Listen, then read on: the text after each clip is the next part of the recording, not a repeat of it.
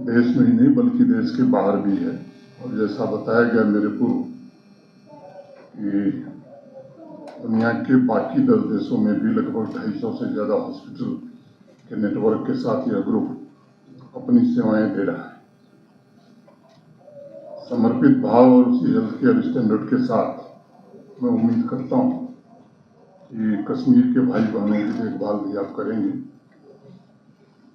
आप जानते हैं पिछले 1 दशक में आई केयर में देश ने बड़ी प्रगति की है। नई टेक्नोलॉजी ने तीव्र और सटीक डायग्नोसिस भी सुनिश्चित करने में बड़ी सहायता की है।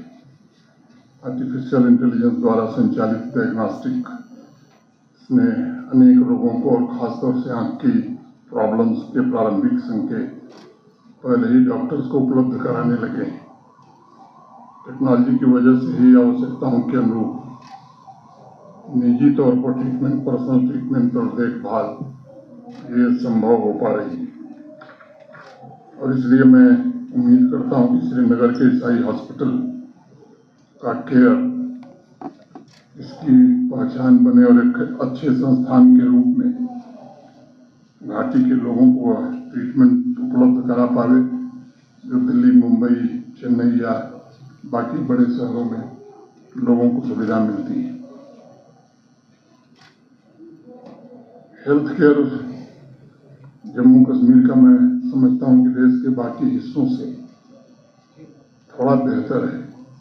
और पिछले 5-6 वर्षों में गवर्नमेंट सेक्टर में भी और प्राइवेट सेक्टर में भी अनेक मेडिकल इंस्टीट्यूशन जम्मू कश्मीर में आए हैं और एक दूसरे से प्रतिस्पर्धा कर रहे हैं। भारत के माननीय प्रधानमंत्री जी के कारण मुझे लगता है कि universal health coverage Jammu Kashmir के हर नागरिक को 5 लाख रुपए का हेल्थ कवरेज प्राप्त है। हेल्थ इंफ्रास्ट्रक्चर को विकसित करने में भी जो देश के विकसित राज्य हैं उनके समकक्ष जम्मू कश्मीर आवे, इस दृष्टि से भी प्रधानमंत्री जी ने बड़ी मदद करी है। 2019 तक जम्मू कश्मीर में 4 मेडिकल कॉलेज होते थे, आज 11 मेडिकल कॉलेज। इसके अलावा आयुर्वेदिक, यूनानी, होम्योपैथिक कॉलेज ने भी इंडियन सिस्टम ऑफ मेडिसिन के नेटवर्क को जम्मू कश्मीर में मजबूत बनाया है।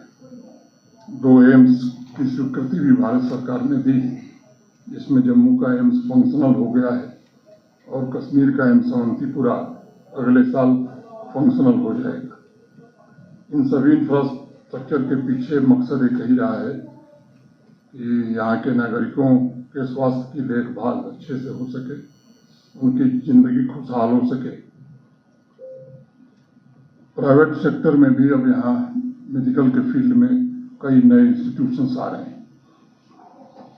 3 अच्छे नए medical college super speciality hospital के साथ श्रीनगर में बन रहे हैं। जम्मू में भी एक बनने की प्रक्रिया में है। मैं समझता हूँ कि दूसरा भी जल्द शुरू होगा। छोटे बड़े अनेक हॉस्पिटल आ गए, मैं उनकी चर्चा नहीं कर रहा हूँ।